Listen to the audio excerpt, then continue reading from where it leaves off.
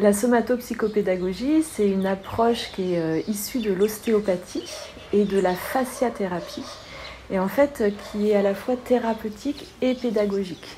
C'est rentrer dans la sphère de l'éducation à la santé. Et ça permet à la personne de pouvoir mieux se ressentir pour libérer ses blocages et avoir davantage de simplicité, de fluidité dans sa vie. Il y a 4 outils. L'outil principal, c'est de la thérapie manuelle. Donc tout à l'heure, je parlais de la fasciathérapie. En fait, les fascias, c'est un ensemble d'enveloppes, toute une trame en fait à l'intérieur du corps qui connecte de la tête jusqu'aux pieds et de la peau jusqu'à la profondeur. Et on pourrait dire que c'est le vivant aussi à l'intérieur du corps. Et en fait, en thérapie manuelle, on vient travailler avec ce vivant à l'intérieur du corps et le lien en fait entre le physique et le psychique. Donc la thérapie manuelle permet de sentir dans le corps la zone de nous qui est vraiment nous, et puis les zones qui ont réagi aux événements, aux circonstances, à des traumatismes. Et moi j'aime bien prendre l'exemple en fait qu'il y a plusieurs couches dans l'être, et puis il y a notre profondeur véritable, la part de nous qui sait, et puis il y a les parts de nous qui ont été distordues un petit peu par les événements. Et en thérapie manuelle, on vient écouter ces parts de nous qui peuvent partir à droite, à gauche, on les écoute, on voit qu'est-ce que ça a à dire, qu'est-ce que ça a à nous apprendre en fait de ce que la personne vit. Et quand c'est écouté, on peut être aussi en lien avec la part plus profonde de l'être qui n'est pas impactée en fait par les traumatismes, et on vient redonner l'information au corps de cet alignement profond. Donc ça, c'est l'outil principal de thérapie manuelle. Il y a un autre outil qui est une forme de méditation, d'introspection, introspection sensorielle, où ça va permettre en fait à la personne d'apprendre à davantage se ressentir, d'apprendre à être davantage à l'écoute de son corps, justement dans cette part qui est alignée, cette part qui sait. Et ça va favoriser des prises de conscience, des passages à l'action, des états en fait d'être ou des façons de faire qui vont être plus alignés par cette écoute en fait qu'on va apprendre à développer.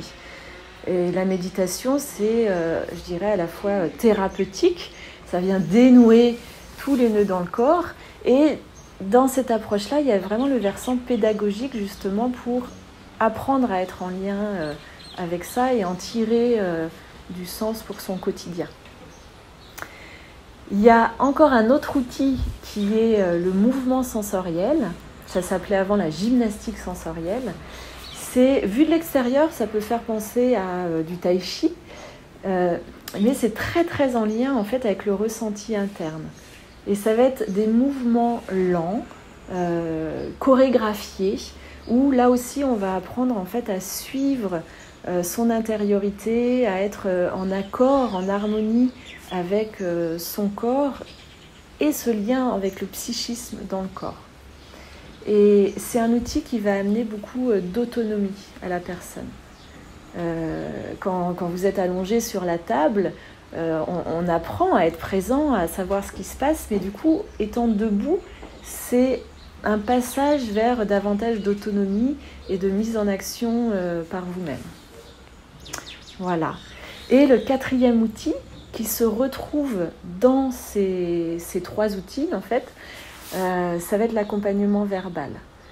On va partir de qu'est-ce que vous sentez dans votre corps pour en arriver à qu'est-ce que vous en apprenez, qu'est-ce que vous en gardez, comment est-ce que ça vous construit dans votre vie.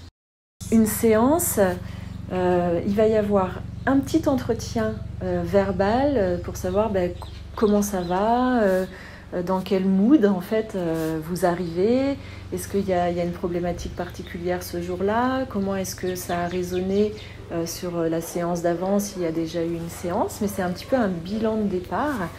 Et après on va généralement choisir un des 3 outils, soit la thérapie manuelle, soit la méditation, soit le mouvement, Souvent en individuel, c'est la thérapie manuelle, mais en fonction des besoins, ça peut être un des autres outils. Et là, il va vraiment y avoir un travail somatopsychique sur le corps et le psychisme avec l'accompagnement verbal. Et il va y avoir un petit temps pour finir la séance où on va reprendre les éléments clés de la séance pour savoir avec quoi est-ce que vous repartez, puis vous aider à repartir avec les valises bien chargées des bonnes choses de la séance. Et du coup, aussi avoir des changements de regard.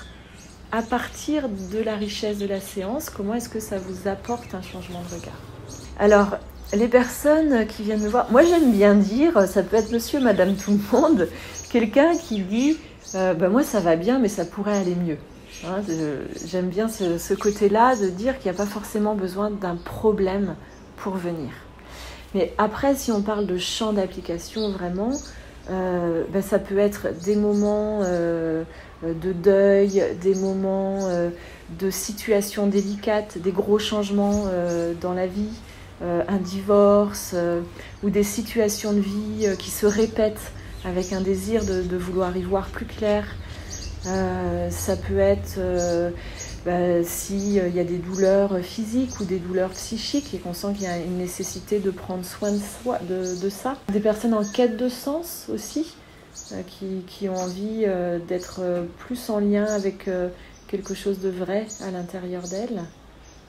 Et puis il peut y avoir des situations de santé spécifiques aussi, ça peut arriver. Et dans la somatopsychopédagogie, ça va toujours être lié au déploiement de l'être. Il y a toujours le physique avec le psychologique. Les bienfaits, du coup, on peut, je dirais, enfin apprendre à profiter de l'intelligence de son corps, parce que notre corps, en fait, il sait plein de choses. Et on vit dans une société qui nous a quand même privilégié le mental.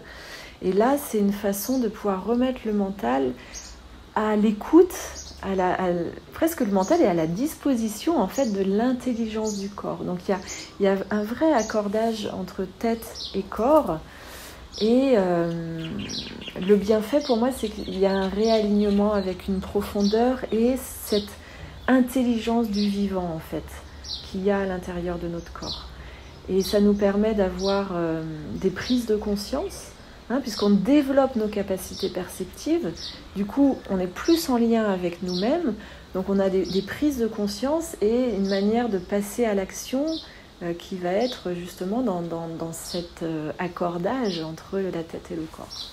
Donc aussi, plus simplement, ça pourrait être une diminution des tensions physiques et des tensions psychologiques qui sont dues à quelque part comme une absence ou un manque d'accordage. Donc ça apaise, ça rend les choses plus simples, plus fluides, plus vraies.